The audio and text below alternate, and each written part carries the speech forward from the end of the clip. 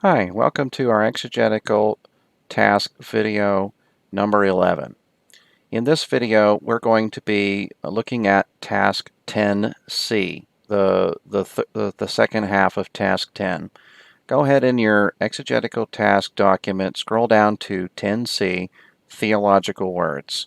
Notice that we have fee listed here and some pages for you to look at inside fee for information prior to doing this step.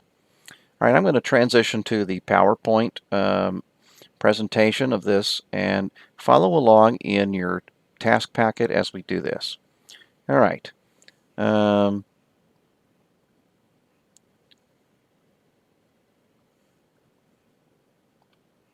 we go. Step 10, lexical matters.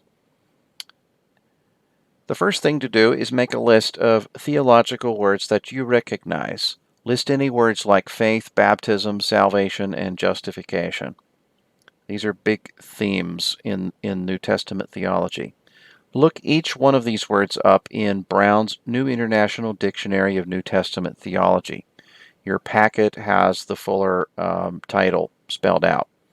That's the abbreviation up here that's typical in published works in biblical studies. All right. If it's in Brown's work, it is theological. If you're wondering if this word is theological or not, just see if it's in Brown. If it's not there, then okay, we're not certain if it's theological or not. You have to make a case for it. But if it's in there, it's certainly theological. Theologians have been commenting on the meaning of that word for a while. If it's not in Brown's word, then probably it's not. If it's not in Brown's work, it's probably not theological. Yeah, Brown's work is dated, so maybe, more recently someone could have done something that Brown was unaware of. That's possible. But look at your word, when you're grabbing Brown as a resource, look it up in the index first. Also consult the University Press dictionaries. We've been mentioning one several times, the Dictionary of Paul and His Letters. It's a rather thick volume. Consult that one wherever it's relevant to your passage. One volume specifically deals with Paul's letters. That's the same one we've been mentioning several times. Look up these words in Kittle's Theological Dictionary of the New Testament as well. That's a large 10-volume set. I just looked on my shelf and it's purple. You might find it in a different cover depending on which year it was printed. But the earlier volumes were done by Kittle. The later volumes were done by Friedrich. If you're dealing with Friedrich's volumes, they tend to be better than Kittle's volumes, but depending on what your word is, you have either Kittle or Friedrich for your editor. All right, Kittle handles fewer words, but with more detail than what Brown did. And by Kittle, I mean both Kittle and Friedrich here. They don't handle as many words as Cullen Brown, but they do handle a lot more detail for each word. That's why it's a 10-volume set, and Cullen Brown only has 3 volumes. Be sure to access historical development of these words, particularly Kittle's set. The TDNT set will give you historical development of the words. In other words, in this century it was used to mean this. In that century it was used to mean this and this. That sort of thing. Decide which of the meanings available best applies to your passage. All right, the development of the word will be through several periods of the Greek language. The one that's going to be most relevant for you is going to most likely be the developmental stage after the classical period. All right. So this is an example from 1 Thessalonians 1, 2 through 10, marking theological words.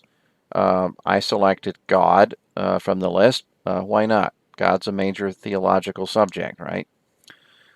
Prayer. There's a lot of theological discussion on prayer. Holy Spirit. Definitely the work of the Holy Spirit is a component of theology. Conviction. You can make a case that that's theological, especially where conviction is needed to eventually bring one to salvation. Faith. Major theological debates over this word.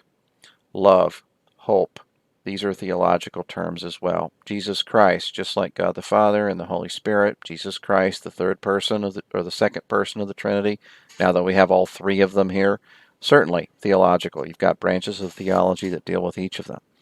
The idea of being chosen, elected, chosen, selected, all of those kind of things are theological.